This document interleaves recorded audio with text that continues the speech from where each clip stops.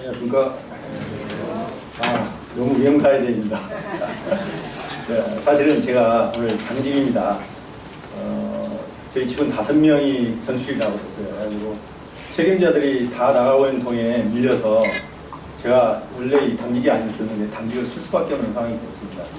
그래서 말씀을 연기해 보려고 했는데 저희 교회도 이렇게 여의치가 않아가지고 어차피 제가 책임자도 아닌 보조자한테 1시간만 부탁을 해놓고 지금 당직 중에 잠깐 말씀 기대하러 나왔습니다. 마음이 좀 바쁜 것 같아요. 제 입장에서. 날씨가 참 더운데 국민들 참 수고가 많습니다. 어렵죠? 하루하루 삶이. 참 그래도 어쨌든 이 여름이 있어서 감사한 마음이 듭니다. 곡식과 과일이 익어갈 수 있고 또 경기적으로 또 에어컨이나 이 냉난방 제품을 파시는 분들이나 그 다음에 빙수를 파시는 분들은 아주 쾌재를 부르고 있죠. 매출이 막 엄청나게 오르고 있다고 합니다. 그래도 시간이 지나면 또 선선한 바람이 부는 가을이 온다는 것입니다. 오늘 말씀은 스바냐서를 한번 교제할까 합니다. 스바냐서 3장 14절부터 21절 말씀을 교제할까 합니다.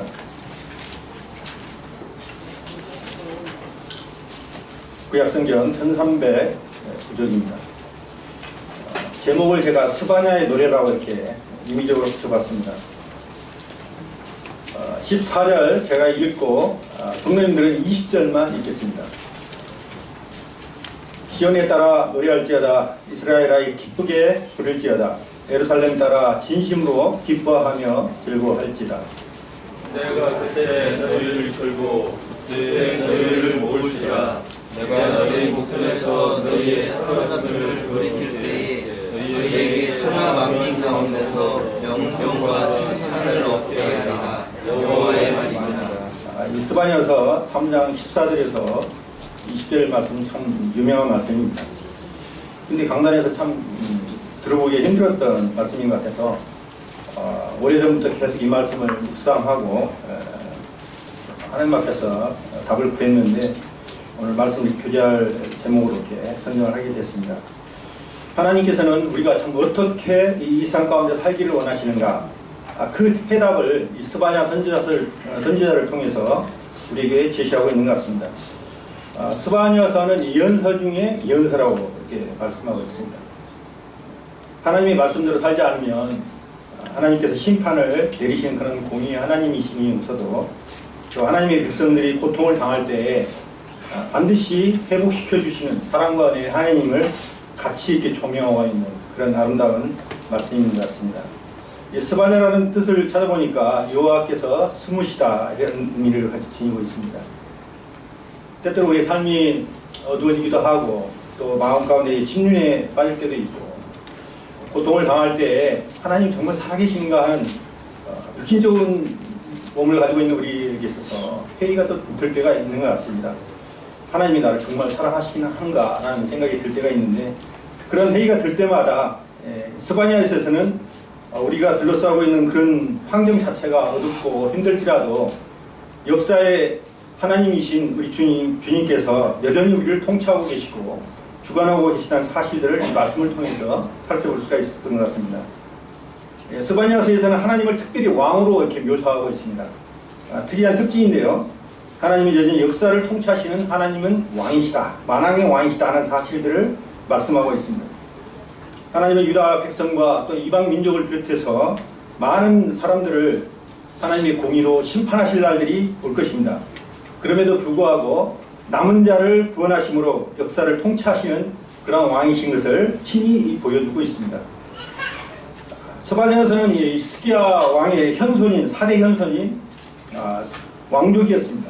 스바냐는 왕족임에도 불구하고 그가 하나님의 제사장의 직분을 맡고 있는 선지자로서 이렇게 수행하고 있는 아주 특이한 경우를 볼 수가 있습니다.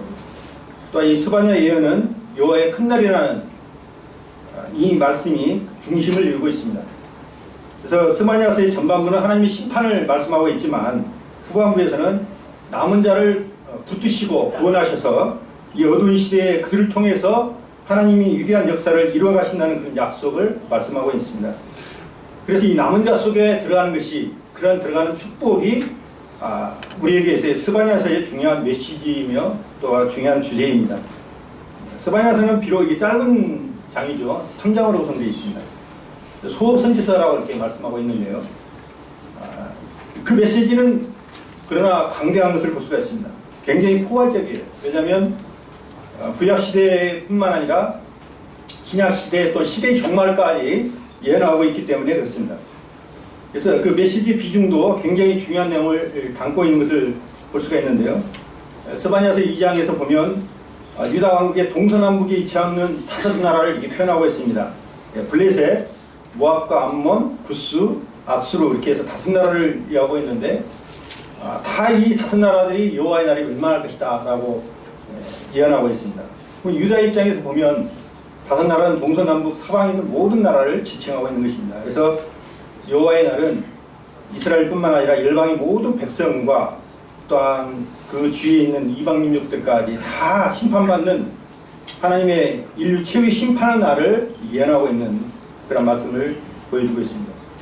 그래서 여호와의 날의 멸망 가운데서도 여호와께 숨김을 받는 백성이 축복받은 자라고 말씀하고 있습니다. 그리고 하나님의 심판 대상은 많은 이방민들뿐만 아니라 모든 사람들이 다 포함되지만 그 중에서도 유일하게 하나님의 영원한 축복의 대상에 있는 사람들이 있다는 것입니다. 그래서 스바냐서에서는 이들을 가리켜서 뭐라고 했냐면 남은 자라고 표현하고 있습니다. 이 남은 자라는 것은 이 그루터기 신앙을 가진 사람을 말하는데요. 여호와의 이름을 진실로 부르는 사람, 3장 9절에 표현되어 있습니다. 그 다음에 거듭난 사람, 3장 11절, 그다음 거룩함을 추구하는 사람, 3장 12절에 이렇게 표현되어 있는데요. 그 하나님의 이름을 진심으로 부르는 사람, 입술로만 부르는 게 아니라 마음으로 진짜 부르는 사람, 그 의미가 이 남은 자라고 표현하고 있는데, 이 남은 자라는 개념 속에 그리스도인이라는 개념이 나왔다는 것입니다. 그래서 그리스도인의 개념 위에 구약에 표현된 표현은 남은 자입니다. 로마서 10장 13절 보시면 누구든지 주의 이름을 부른 자는 구원을 얻으리라 이런 말씀이 있잖아요. 그러니까 주의 이름을 부르는 사람이었잖아요. 그런 사람들이 바로 그리스도인이고 남은 자인 것입니다. 그래서 소수의 남은 자들은 이 생명의 좁은 길에 서 있는 하나님 앞에서 축복받은 그리스도인들인 것을 볼 수가 있습니다. 어떤 한 사람이 이 목회자의 아들로 태어났다고 합니다. 요새 이 자영업을 하시는 성도님들 보면 참 많이 어렵다고 하는 것을 느낄 수가 있는데요. 지금 뭐 최저임금이 상승이 되고 해가지고 저도 이제 비정규직이 정규직화된 것을 찬성하고 있는 사람 중에 한 사람이었는데, 또 보니까 여러 가지로 또 임금이 올라가다 보니까 자영업 하시는 분들이 좀 어렵게 되는 것 같아요. 그래가지고 최저임금이 상승해서 좋긴 한데 그분들이 영업 환경이 굉장히 어렵게 되는 그런 상황이에요. 종업원을 고용할 수가 없으니까 직접 주인이 일을 해야 되는 그런 상황이 되는 것 같습니다. 또 물가도 계속 오르고 있고요. 그러다 보니까 짜장면 값도 거의 10대 비해 견줄 만큼 돈이 올라가는 걸 봅니다. 이 같은 사람이 목회자들로 태어났는데, 이 양반이 미국의 유명한 경영학을 전공한 사람이었어요. 그래서 이분이 자기 인생을 성취하기 위하여 엘리베이터에서 안내하는 일부터 시작을 했다 합니다. 사람을 대하고 안내를 하다 보니까 그 사람들이 고객의 성향이랄지 또 고객들의 어떤 업무 그러한 태도들을 이렇게 배울 수 있는 좋은 기회가 돼서 엘리베이터 거리 아니라 엘리베이터 맨이 돼가지고 처음 시작한 사업이 이 정육점을 시작했다 합니다. 정육점을 하다 보니까 호텔 같은 데 이제 납품을 하게 되는데, 호텔 주방장이 뇌물을 요구한 것입니다. 이분은 크리스찬이었지만 아직 구원받지는 못한 상황이었어요. 그러나 그의 사업의 모토는 뭐였냐면 정직이었어요. 나는 하나님 앞에서 그 불의한 재물을 드리고 내가 납품을 할 수가 없다. 내가 납품하게 되면 좋은 고기를 납품할 수가 없으니까 고객들한테 피해가 가기 때문에 절대 할 수 없다라고 했습니다. 이 호텔 주방장이 거래를 끊었어요. 그러다 보니까 경세하다 보니까 이 사업에 망하게 돼가지고 그가 좌절 가운데서 이제 그 정신병이 들었어요. 그래가지고 정신병에 격리돼가지고 치료를 받고 있는, 인생에서 암울한 시대를 보냈던 그 사람이 있었습니다. 근데 이분이 어느 날 일요일 날 특별 기도회에 참여하게 됐는데, 기도회 가운데 나오는 찬양 소리를 듣게 되었습니다. 그 찬양이 찬송가 382장인데요. 너 근심 걱정 말아라 주 너를 지키리, 이 찬양이 있지 않습니까? 그 찬양을 듣게 되었다고 합니다. 근데 그 어렸을 때 아버지와 함께 예배를 드리면서 들었던 그 찬양이 기억나서 따라 부르면서 그 심령의 새로운 것들을 경험하게 된 것입니다. 주님이 함께 하신다는 사실을 알게 되었고 주님의 사랑을 그 찬양을 통해서 회복하게 된 것입니다. 그래서 그의 마음 가운데 하나님의 은혜로 말미암아 그의 삶이 변화되었고 주님의 은혜를 경험하게 되는 사람이 되었던 거예요. 그래서 이분이 정신병이 회복이 돼가지고 건강이 회복되어가지고 사회에 나가게 됐습니다. 그 다시 사업을 시작했는데 그 시작한 사업이 생필품을 판매하는 사업이었다고 합니다. 근데 그가 하나님 앞에 마음 가운데 결심한 것이 있었습니다. 내가 비록 사업 환경이 어렵고 힘들지라도 주의 방법대로 내가 사업을 할 것이다. 그래가지고 그 가게 위에다가 써놓은 팻말이 뭐냐면 너희는 먼저 그의 나라와 그의 의를 구하라. 이 편말을 썼다고 합니다. 그리고 사업의 원칙 6가지 원칙을 그가 적용을 했는데요. 뭐 통상적으로 우리가 잘 알고 있는 뭐 철저하게 준비하고 그것도 근면해야 되고 또 최선을 다하고 신용을 지키고 이건 일반 사람들 다 할 수 있는 이야기인데 그 5가지 2가지가 더 첨부됐는데 뭐냐면 하나님의 성령의 능력으로 일을 하자. 주님의 도우심으로 일을 하자. 그리고 황금일인 마태복음 5장 6장 7장의 산상수훈에 대해서 나와 있는데 그 산상수훈에 있는 말씀을 그대로 사업에 적용해보자 라고 하고 그가 사업을 시작했다고 합니다. 그러다 보니까 사업은 잘 됐을까요? 망했을까요? 일반 사람들은 망했을 거라고 생각했습니다. 왜냐하면 이게 하나님의 방법대로 사업을 하게 되면 속일 수가 없고 장사하는 사람이 밑가고 판다고 하는 거 다 거짓말이잖아요. 3대 거짓말 중에 한 사람이 그러잖아요. 아, 손해 못 파는 거야. 이문이 없어. 다 이문 받고 하는 겁니다. 근데 이제 그 사람의 어떤 사업 수완이 정직을 신용으로 해서 보통 하다 보니까 길게 가니까 처음에는 미약했지만 점점점 사람들의 신뢰를 얻게 되고 신용을 얻게 돼서 그 사업이 확장이 되었습니다. 그래서 그가 백화점을 운영하게 됐는데 그 백화점이 잘 돼가지고 미국의 유명한 백화점의 어떤 한 분이 되었던 것 같아요. 그래가지고 그분이 그 정직을 바탕으로 해서 백화점을 운영한 것이 1660개예요. 세계적으로 백화점 왕이 됐는데 그분 이름이 펜이라는 사람입니다. 그래서 이분이 90세까지 그 사업을 하다가 주님 앞에 아름답게 헌신하고 주님 앞에 부르심을 받았는데 자영업 하시는 성도님들에게 참 이러한 사례도 있구나라는 말씀을 좀 드리면서 이를 받고 힘을 얻으시기 바랍니다. 이 본문을 통해서 우리가 이제 살펴보려고 하는데요. 스바냐는 하나님께서 우리의 왕이심으로 하나님 백성들은 하나님과 성전을 사랑해야 한다.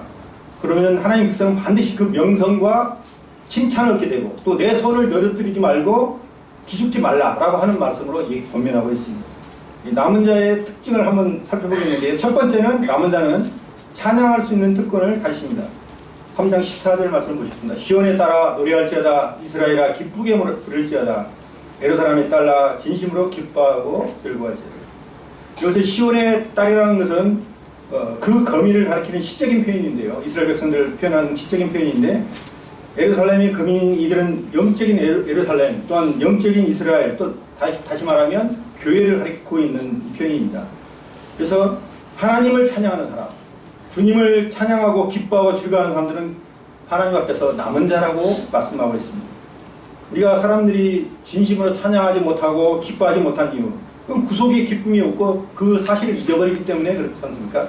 우리가 구원받았을 때 주님 앞에서 얼마나 기쁨 가운데 우리가 살았던가요? 근데 세월이 흐르고 퇴색되다 보니까 구원의 기쁨은 싹 사라져버리고 또 예배나 드릴 때나 조금씩 회복되는 그런 미지근한 신앙생활을 우리가 하지 않는가 하는 생각을 해보게 됩니다. 15절 보시겠습니다. 여호와 내 행벌을 제거하였고 내 원수를 쫓아냈으며 이스라엘 왕 여호와가 내 가운데 계시니 내가 다시는 화를 당할까 두려워하지 아니할 것이다. 심판과 멸망을 피할 수 있는 성도 그 성도가 어찌 찬양하지 않을 수 있겠습니까? 여호와의 날을 피할 수 있는 유일한 사람 구원받은 성도 우리 이 사람들이 바로 남은 자라고 표현하고 있는 것입니다. 두 번째는 남은 자는 하나님의 놀라운 격려를 받습니다. 하나님은 우리의 왕이시잖아요. 그 하나님이 우리와 함께 하십니다. 그 왕이. 오늘 이 순간에도 하나님께서 우리와 함께 하십니다. 임재하십니다. 그래서 우리는 임마누엘 하나님이라고 표현하고 있는데 3장 15절에 보니까 이스라엘 왕 여호와가 내 가운데 계신 이스라엘 왕. 하나님을 여호와를 표현할 때 이스라엘 왕으로 표현했습니다. 그 다음에 17절에 보니까 너희 하나님 여호와가 너희 가운데 계시니.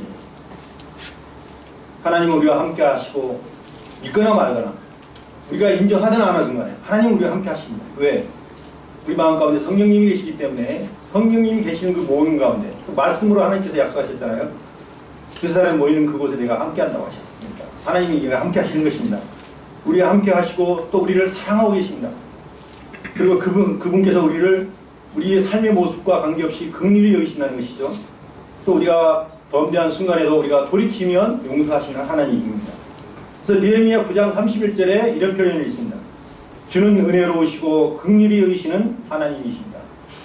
주는 은혜로우시고 긍휼히 여기시는 하나님이십니다. 사람은요 긍휼히 여기지 않는 것 같아요. 그 사람의 상태에 따라서 나에게 사람은 잘하고 나에게 못 오면 못 오는 거예요. 아무리 그분이 좋다고 사람들이 평가한다 할지라도 나한테 서울게 하면 서우는 거예요. 별로 안 좋아해 그분은. 사랑은 조건부 사랑이잖아요. 근데 하나님은 조건 없는 사랑으로 우리를 선대하신다는 것입니다.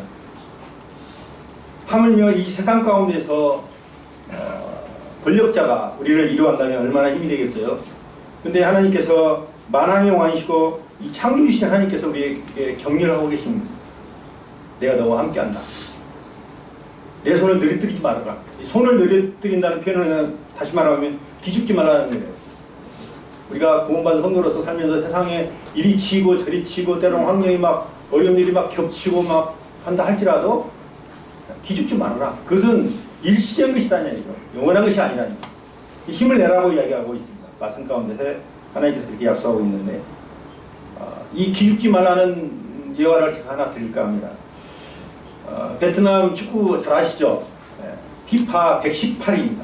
우리 한국은 30m인가 35인가 좀 뛴 것 같기도 하고 그런데 이 패배에 익숙한 팀 베트남 축구라 거의 베트남 없으면 6대0 정도 이겨줘야 좀 공을 제대로 찼구나 하잖아요. 뭐 1대0이나 2대1이면 참 같지도 않는 그런 약체의 팀입니다.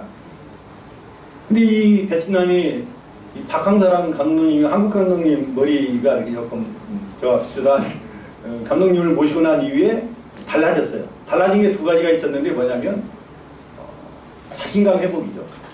원래 베트남 사람들이 체구가 좀 적습니다. 그렇기 때문에 축구를 하다 보면 후반전에 가서 골을 많이 먹어요. 체력이 떨어진다고 많이 생각을 하고 있었습니다.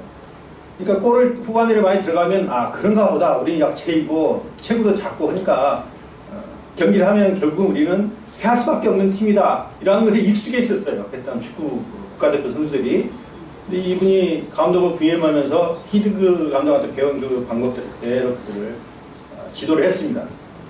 그들이 뭐 화려한 기술을 선보이는 것도 아니에요. 너희들은 할 수 있다. 너희들은 체력이 작지 않다. 그걸 과학적으로 데이터로 입증을 했어요. 우린 체구가 작을 뿐이지 체력이 떨어지는 건 아니구나. 이라는 사실을 알게 했어요.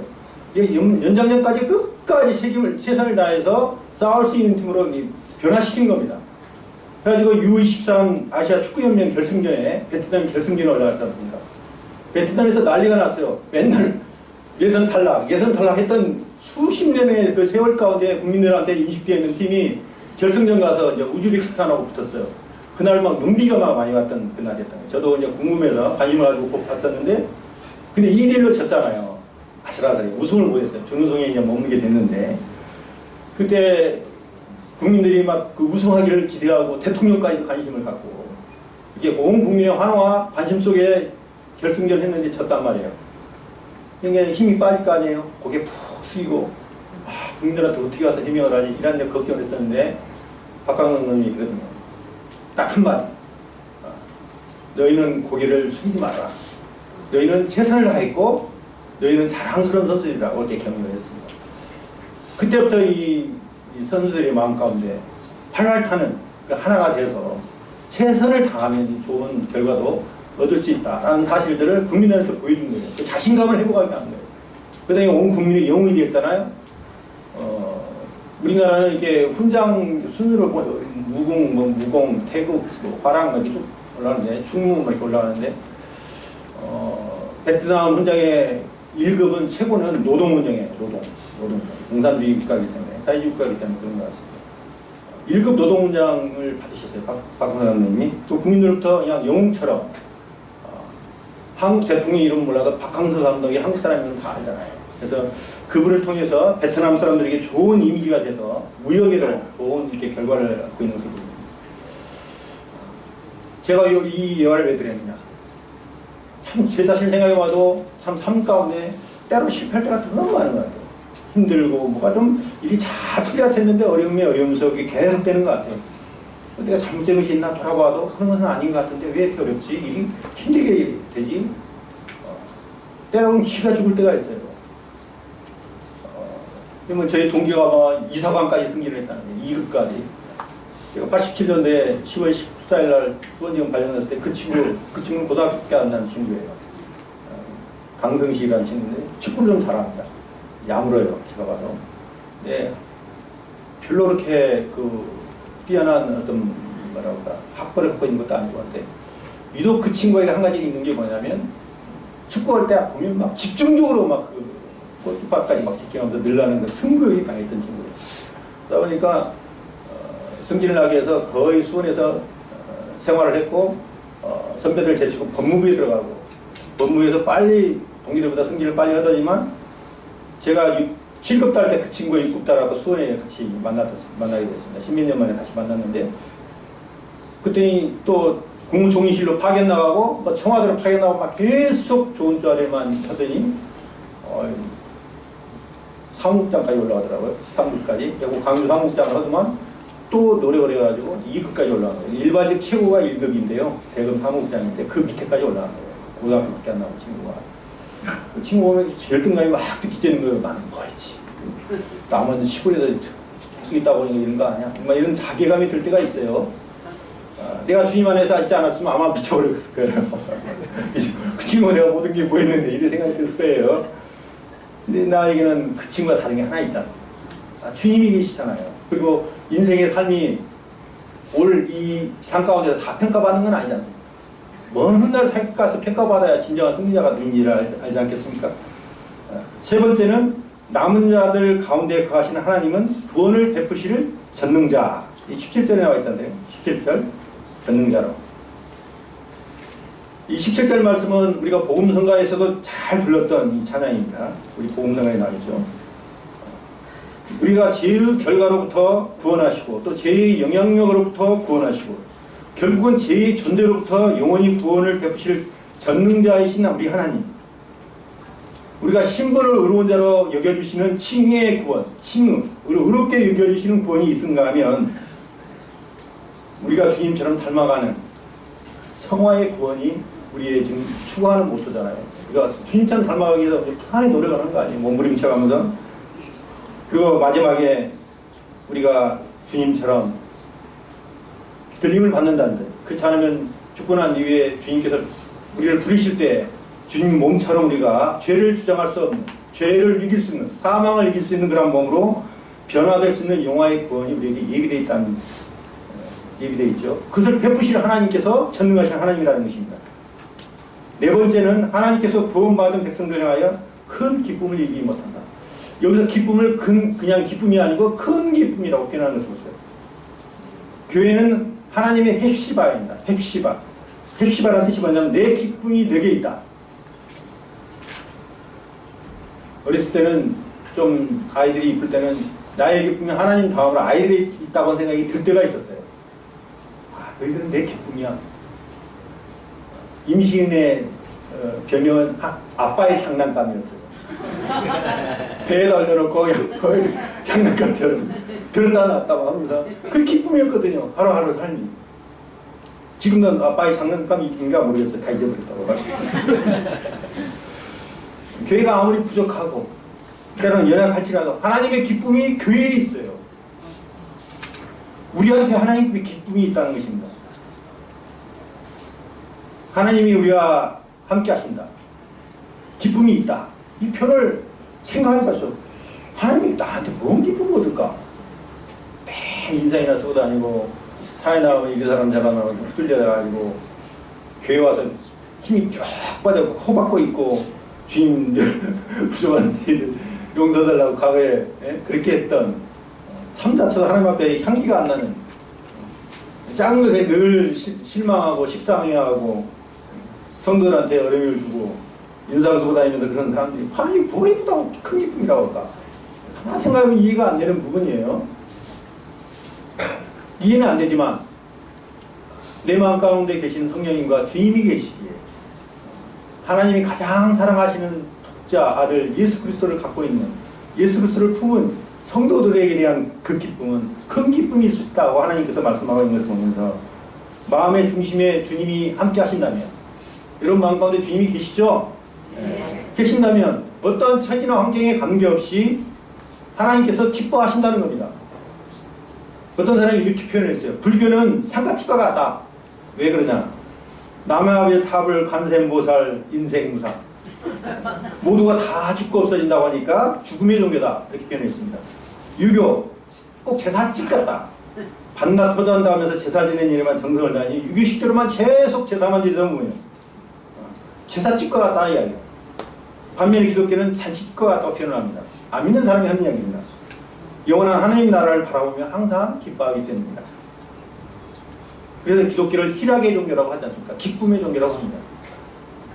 이 말은 우리가 어떤 소원이 성취돼서만 기쁜 것이 아니라 어려운 일을 당하고 기뻐할 수 없는 환경 가운데서도 기뻐할 수 있는 종교가 신앙이 바로 이 기독교라는 의미입니다. 우리가 처해 있는 상황을 생각하면 우리 남은 성문교회도 별로 밝지가 않아요. 어린아이들을 한 명이 데려오는데 여민인가 희민인가 이런 데 잘 생각이 안 나는데 우리 주영이 엄마가 그 아파트에서 보기만 보면 상견 모시듣기 모셔. 아이스크림 갖다 받치고 좋은 말을 오만 싫어요. 교회 한번 나오라고 싫어요. 탁 튕겨요. 사장 해갖고 오늘 나온다고 했는데 나오는 게 모르겠어요. 지가 기분 좋으면 나오고 적선 얻을기 나오는 거예요. 교회를 적당히 해. 내가 한 영혼이 뭐 이렇게 힘든 그렇지 않습니까? 그 영혼이 언제 깨질지는 모르지만 그런 헌신을 통해 한 영혼이 돌아가는 거예요. 사실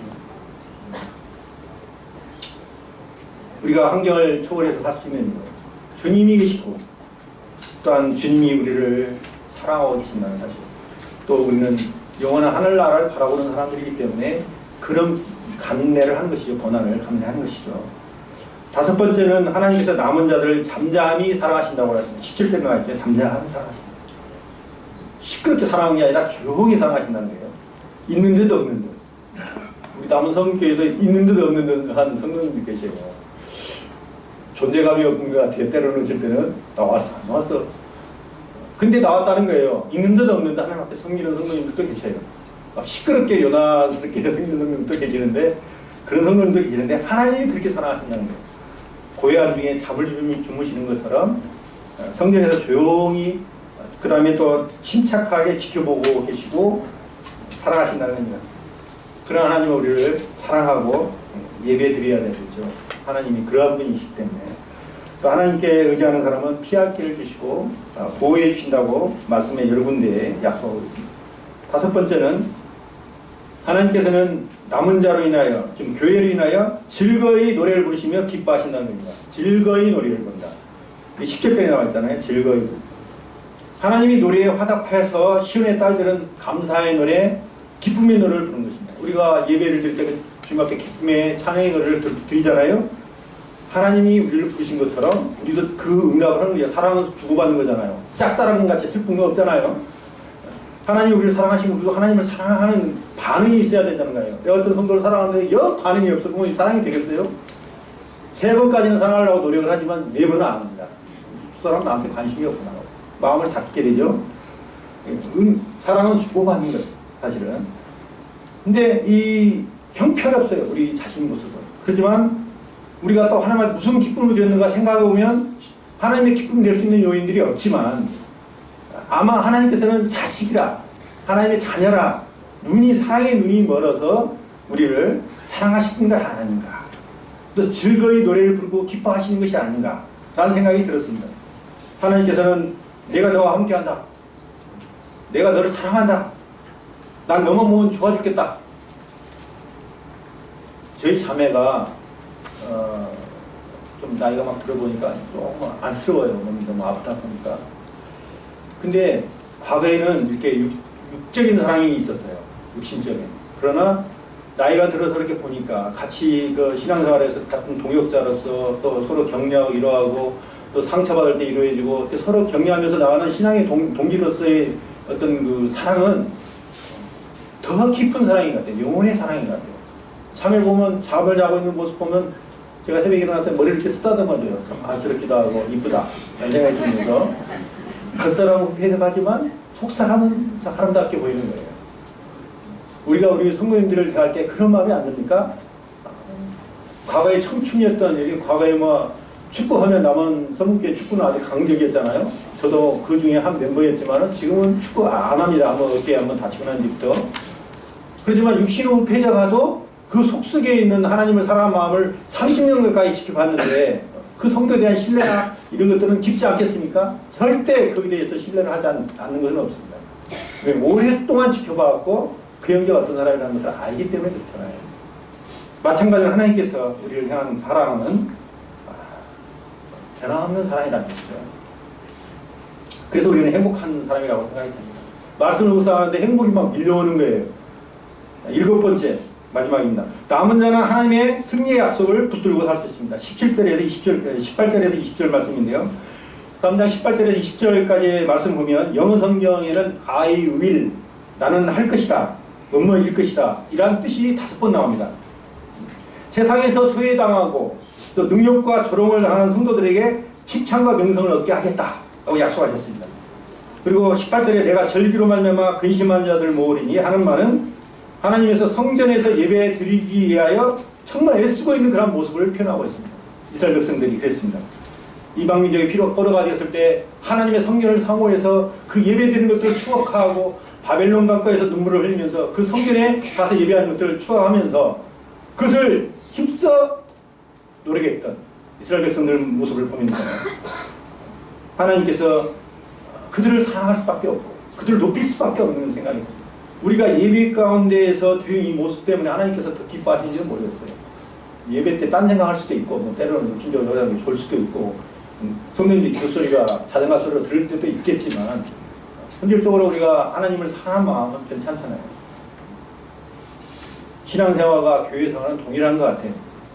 어떤 장애물이나 또 고통이나 또 어려움이 있다 할지라도 그 고통 뒤에 숨어있는 하나님의 은혜를 생각하면 축복을 생각하게 되면 우리가 힘을 얻을 수가 있지 않겠습니까? 그래서 19절에 보니까 내가 너희를 높이겠다. 내가 너희를 높이겠다. 세상에서는 별로 높은 벼슬도 안 되고 세상서로부터 주목도 받지 못하고 연약한 모습으로 살아간다 할지라도 우리를 하나님께서 높여주시겠다는데 미래의 나라에서만 높여주시겠느냐? 그렇지 않다고 말씀하신 것입니다. 이 세상 가운데서도 높여주시겠다고 약속하신 거예요. 그가 주님 앞에서 쓰임받을 수 있는 사람 같으면 높여주신단 말입니다. 정말 그 영혼을 통해서 뭐 하시고자 하는 계획이 있다 한다면 우리 성도들 중에 국무총리가 안 나오라는 법이 없잖아요. 요셉이 국무총리가 됐는데요. 그 가능성은 무궁무진한 거 아닙니까? 하나님은 이 세상 가운데뿐만 아니라 미래의 먼 세상 영원한 날에서도 우리를 높여주시겠다고 약속하고 있는 것입니다.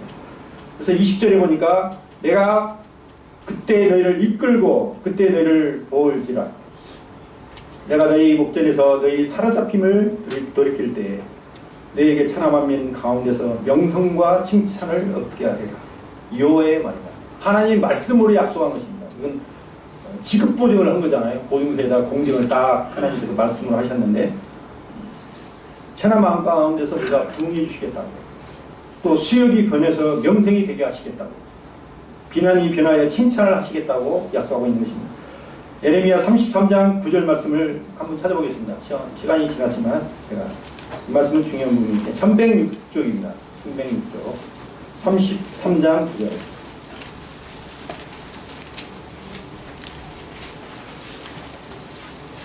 동일한 내용인데요. 예레미야는 바벨론 포로 시대에 있었던 그런 상황 가운데서 약속하는 말씀이고요. 33장 9절에 보니까 이런 말씀입니다. 같이 읽을까요? 시작. 이 성읍이 세계 열방 앞에서 나의 기쁜 이름이 될 것이며 산성과 영광이 될 것이요 그들은 내가 이 백성에게 베푼 모든 복을 들을 것이요 내가 이 성읍에 베푼 모든 복과 모든 평안으로 말미암아 두려워하며 떨리리라. 그들의 환경은 그렇게 하나님께서 여기실 그런 환경이 아니었지만 지금 생각해보니까 이스라엘 나라가 세계에 엄청난 영향을 미치고 있잖아요. 그 유대인들이 미국의 중심 가운데 들어가 있어가지고 미국을 조종하고 있는 것 같아요. 그게 역사의 흐름을 유태인들이 다 하고 있는 거예요. 경제, 정치 다. 우리가 성령들 말씀 가운데 이렇게 실질적으로 그 예화를 사례를 파악해서 알려준 게 유대인이 얼마나 하나님께서 쓰시고 있는 것을 볼 수가 있잖아요. 실제 하나님 말씀이 이루어가고 있는 모습들을 볼 수가 있는 것입니다. 이런 승리를 누릴 수 있는 사람이 누구냐? 남은 자의 특권이라는 겁니다. 남은 자, 구원받은 사람, 교회, 또 이스라엘 백성들, 구원받은 이스라엘 백성들에 대한 특권이라고 볼 수가 있는 것입니다. 하나님이 함께 기뻐하자고 노래하시는 모습을 한번 생각해 보십시오. 하나님이 노래하시지만 우리도 함께 기뻐하며 노래하자. 하나님도 지금 우리를 위하여 사랑과 기쁨의 노래를 부르고 계시는데 우리도 그 더불어서 그러한 노래로 화답해야 되는 것이 마땅하지 않겠습니까? 침례기라는 이야기를 제가 잠깐 이 말씀을 예화를 할까 말까 합당치 않다고 생각했는데 스팔전이라는 인물을 초점으로 해서 제가 말씀을 좀 드리겠습니다. 사실 이 스팔전이라는 사람이 설교의 황태자라고 표현되어 있는데 저도 스팔전 전집이 있는데 제가 볼 때는 그렇게 명술이는 아닌 것 같은데 그래서 좀 훑어보다가 그냥 책만 가지고 있습니다. 근데 그때 당시에는 아마 선시션을 일으켰던 것 같아요. 그 시대가 아마 중세에 아마 일으켰던 것 같아요. 1887년 10월 30일에 이 본문을 가지고 설교를 했어요. 제가 지금 오늘 이 말씀을 가지고 아까 이게 에레미야 말고요. 스바냐 3장에 있는 그 말씀을 1887년 10월 30일에 이 본문을 가지고 동일한 설교를 했는데요. 그때 제목이 뭐였냐면 이 세대를 향한 설교, 이 세대를 향한 설교라는 제목으로 설교를 했습니다. 스펄전이. 근데 이 설교를 한 이유가 뭐였냐면 스펄전이 하강 논쟁이라는 영국 침례계 연맹을 탈퇴하면서 이틀 뒤에 이 말씀을 근거로 해서 스바냐서 3장에 있는 말씀을 근거로 해서 설교를 했습니다. 이 하강 논쟁이라는 의미가 뭐였냐면 1880년 3월 달에 논문이 하나 발표됐어요. 그 논문이 뭐였냐면 영국 침례교 안에 자유주의 신학이에요. 자유주의 신학에서는 우리는 좀 보수적인 교단이잖아요. 교단이라고 보수적인 어떤 그런 논리를 가지고 많이 하는데 자연스럽게 꼭 예수님만이 천국 갈 수 있냐 이렇게 막 자연스럽게 생각하는 사람들도 있다는 거예요. 좀 뭐 포괄적으로 합리적으로 이렇게 세상과 타협하는 거예요. 통합, 종교 통합의 원리 그런 식으로. 이게 교회가 세상화되는 거예요. 자유주의 신학이 들어오다 보니까 스펄전이 볼 때 이건 잘못됐다. 하나님 말씀에 어긋나는 것이다. 라고 해서 스펄전의 친구인 신들러가 논문을 썼어요. 학학논제. 뭐라고 하냐면 자유주의 신학이 들어와서 교회가 세속화됨으로 인하여 교회가 영적으로 하강되어 간다. 영적으로 떨어져 가는 것이죠. 교회의 숫자가 또 성도들의 숫자가 떨어져 나간다. 큰일 났다. 그래서 우리가 그들 자유의 신학을 배척해야 된다고 경고를 했어요. 있어는 안 된다라고 이야기를 했어요. 그리고 논문을 통해서 이야기했어요. 신들러가 그걸 동조를 했습니다. 스펄전이. 근데 이제 그 자료를 쓰게 된 그 자료를 어디서 받았냐면 침례 연맹의 교단 총무였던 사무엘 푸스라는 사람한테 그 자료를 받아서 논문을 쓴 거예요. 근데 이 사무엘 푸스가 처음에는 어떤 그 교회 진리에 대해서 동의를 하고 그 협조를 했는데 나중에 연맹을 비판하니까 거꾸로 내가 그런 자료를 제공한 적이 없다라고 스팔전을 거꾸로 이제 비판을 해버린 거예요.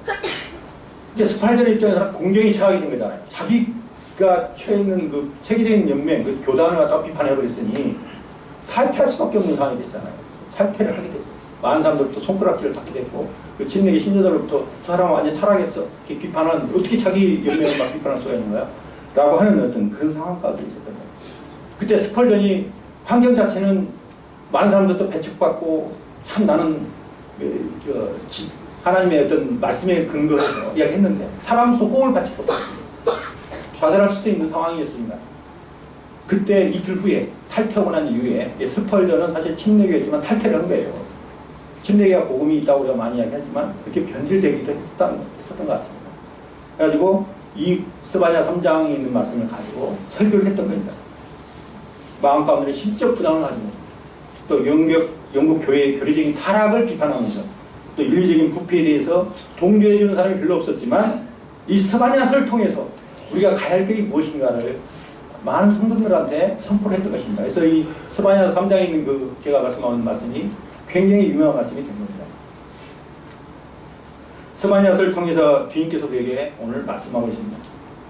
시온아 내 손을 늘어뜨리지 말아라. 시온, 예루살렘의 시온성이라고 하잖아요. 예루살렘 성, 이스라엘 백성이라고 표현할 수 있지만 그 길게 가면 남은 자인 우리 구원받은 성도들 교회 손을 늘어뜨리지 마라. 스파이자는 그런 상황이 됐지만 늘어뜨리지 말라고 교훈했던 거예요. 왜? 기죽지 말아라. 왜? 전능하신 하나님이 함께 하시기 때문에 낙심하지 말고 또 손을 늘어뜨리지 말고 기뻐하고 두려워하지 말고 힘을 내라 라고 3장에 있는 말씀을 가지고 교훈했던 것입니다.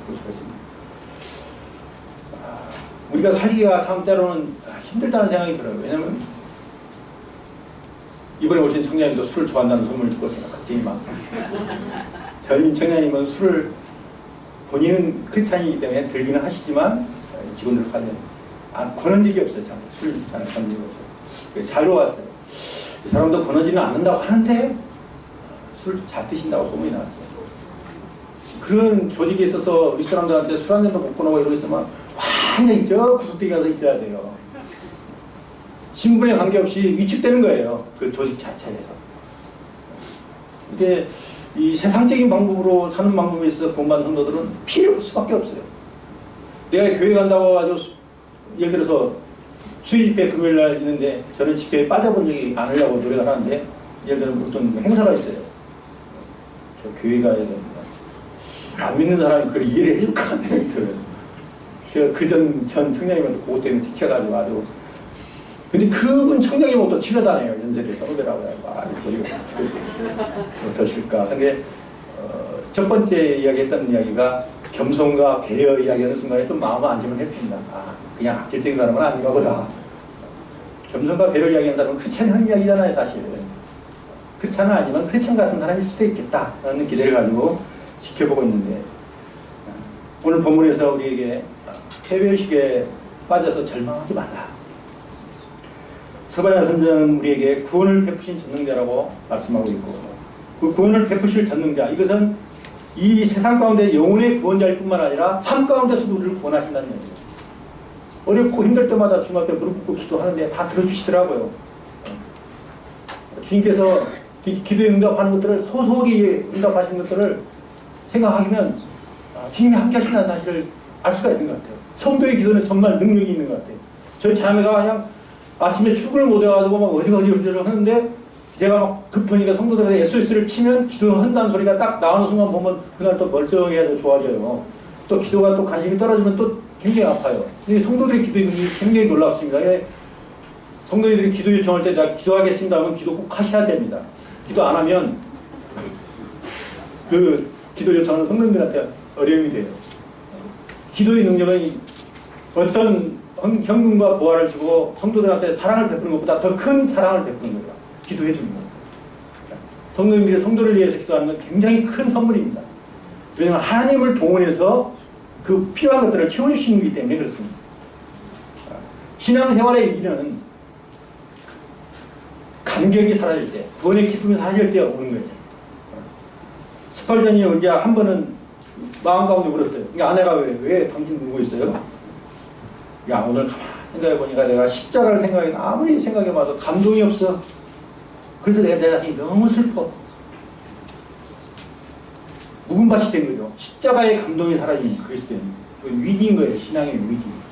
내 마음 가운데 예배를 드려도 감동이 없고 눈물이 사라지고 주님 생각하면 마음이 울컥해야 하는데 그런 마음들이 사라질 때 우리의 모습은 하나님 앞에서 신앙의 위기라고 생각을 하시기 바랍니다. 예수께서 나를 위해서 십자가에서 피 흘려 죽으시고 나의 죄를 용서하시고 하나님의 자녀로 삼으신 데 크다란 대가를 치르셨잖아요.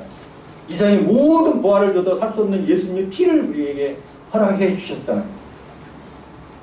우리 가운데 사랑으로 인하여 주님의 사랑으로 인하여 감동이 사라진다고 하면 우리의 자신을 살펴봐야 한다고 생각합니다. 그래서 이 시간 하나님 말씀을 통해서, 본문 말씀을 통해서 우리가 감동을 회복하기를 바랍니다. 우리의 손은 맥없이 늘어뜨리는 그런 손이 아니에요. 우리의 손은요, 하나님 앞에 능력을 발휘할 수 있는 기도의 손인 것입니다. 또 우리의 손은 하늘 기적을 가져올 수 있는 놀라운 영광의 손입니다. 그리고 하나님의 뜻을 이룰 수 있는 섬김과 봉사의 섬김의 손인 것입니다. 성도들의 손이 보통 손이 아니에요. 하나님의 은혜에 보답하는 감사의 손이 될 수가 있습니다. 하나님의 뜻을 이룰 수 있는 놀라운 능력의 손이 될 수가 있는 것입니다. 성도를 통해서 하나님께서 일하시기 때문에 그렇습니다. 과거에는 이적을 통해서 이스라엘 백성들에게 이적을 행했지만 지금은 그렇게 행하지 않아요. 하나님께서 성도를 통해서 역사하십니다. 어느 성도를 돕게 하면 어느 성도를 통해서 하나님께서 역사하십니다. 돈이 하늘에서 뚝 떨어지는 거 아니잖아요. 그렇죠? 성도를 감동하게 해서 돕는 것입니다. 그런 능력을 우리에게 주셨어요. 하나님께서. 그래서 성경에 기록된 하나님의 역사는 지금도 계속되고 있는 거예요. 사도행전에서 끝난 게 아니라 계속되고 있고, 전도의 역사뿐만 아니라 성도들의 섬김과 헌신과 수고의 섬김의 역사가 교회가 확장되어지고 복음이 전파되고, 그러한 역사들이 다 성도를 통해서 이루어지는 겁니다. 성도들 우습게 생각하면 안 돼요. 사실은 주님이 계시기 때문에 그렇습니다. 3장 17절 말씀을 현대 성경이 이렇게 표현됐어요.